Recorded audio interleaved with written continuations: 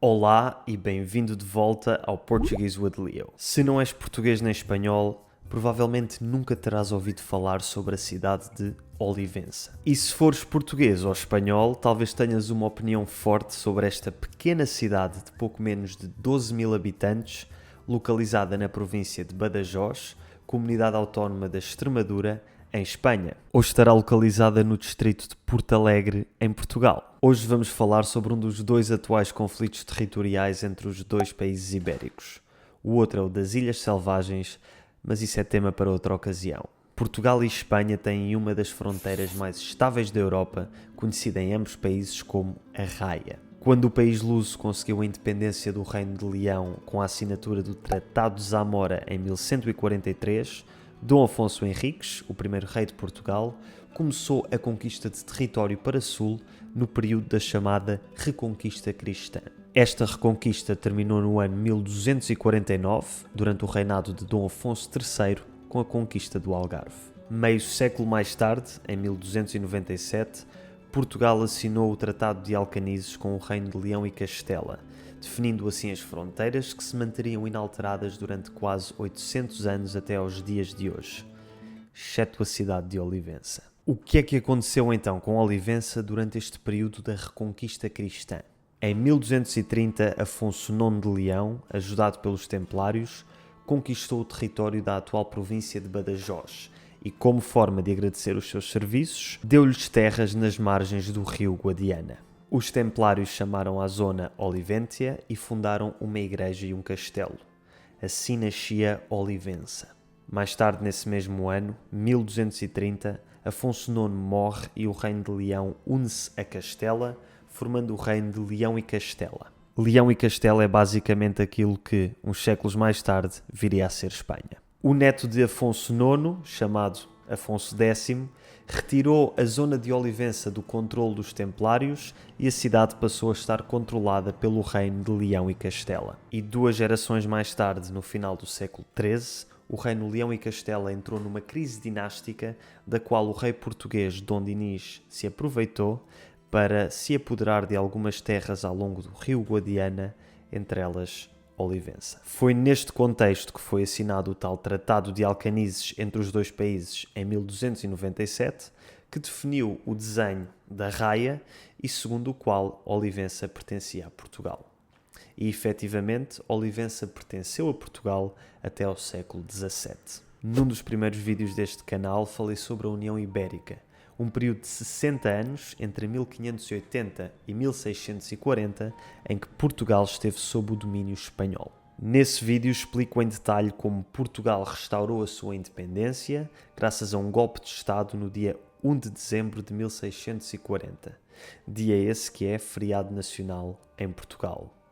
O que eu não contei nesse vídeo foi o que aconteceu depois desse golpe de Estado. Depois do dia 1 de dezembro de 1640, houve várias batalhas entre Portugal e Espanha que culminaram no Tratado de Lisboa de 1668, em que Espanha reconheceu a independência de Portugal. Durante este conflito, conhecido em Portugal como Guerra da Restauração, Olivença foi ocupada por forças espanholas entre 1657 e 1668.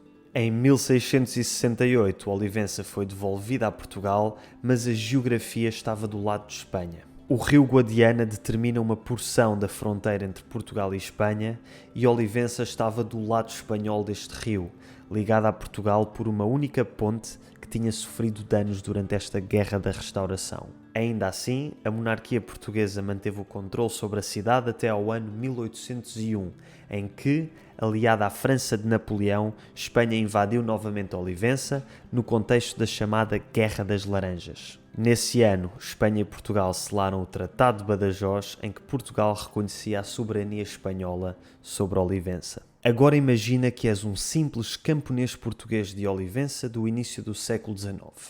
Estás muito bem a viver a tua vida quando de repente Napoleão invade, Olivença passa a ser espanhola e tu que estás habituado a navegar na internet em Portugal e a ter acesso a todos os conteúdos que só estão disponíveis em Portugal, deixas de o poder fazer porque agora estás localizado em Espanha. É aí que entra a NordVPN, o patrocinador deste vídeo, que te permite navegar na internet como se estivesses no país que quiseres. Com a NordVPN é como se não existissem fronteiras para o teu computador. Podes estar fisicamente em Portugal, em Espanha ou nos Estados Unidos, mas navegar na internet como se estivesses em qualquer outro país. Eu pessoalmente uso esta funcionalidade na aprendizagem de línguas, tanto para ter acesso a séries e filmes estrangeiros que normalmente estariam bloqueados aqui em Portugal, como para encontrar podcasts novos na página Search do Spotify, que recomenda conteúdo com base na localização geográfica. O outro grande motivo pelo qual recomendo a NordVPN é a cibersegurança. Hoje em dia temos muita informação sensível nos nossos dispositivos, tais como passwords importantes ou dados bancários. A NordVPN permite-nos navegar em segurança ao encriptar a nossa ligação, o que é especialmente importante quando navegamos em redes públicas. Portanto, se quiseres navegar na internet em segurança e como se estivesse em qualquer país à tua escolha, segue o link na descrição para obteres um grande desconto no plano de 2 anos mais 4 meses grátis. E se não gostares, podes sempre pedir um reembolso nos primeiros 30 dias.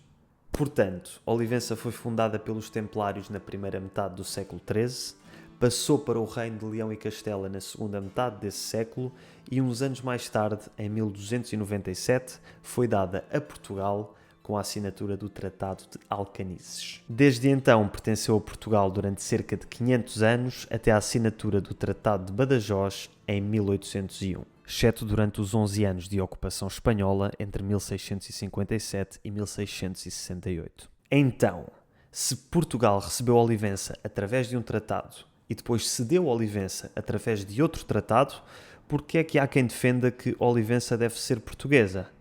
Vamos ver.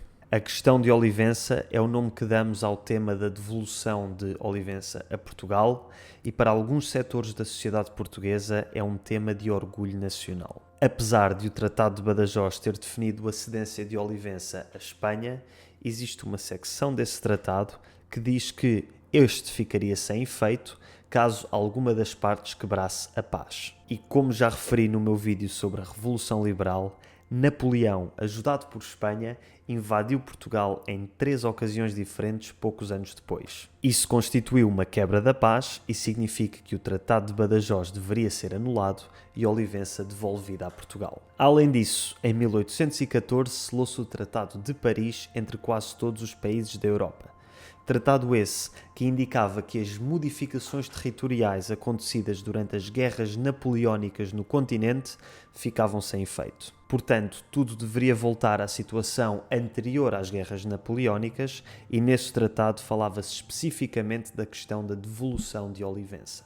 Mas Espanha fingiu que não era nada com eles. E um ano mais tarde, no Congresso de Viena, foi novamente decidido que a cidade deveria voltar a ser portuguesa. Mas mais uma vez, Espanha fingiu que não tinha nada a ver com isso. Em 1864 assinou-se outro tratado. Este tratado entre Portugal e Espanha, o Tratado de Lisboa, tinha como objetivo definir as fronteiras entre os países e resolver 2 conflitos territoriais.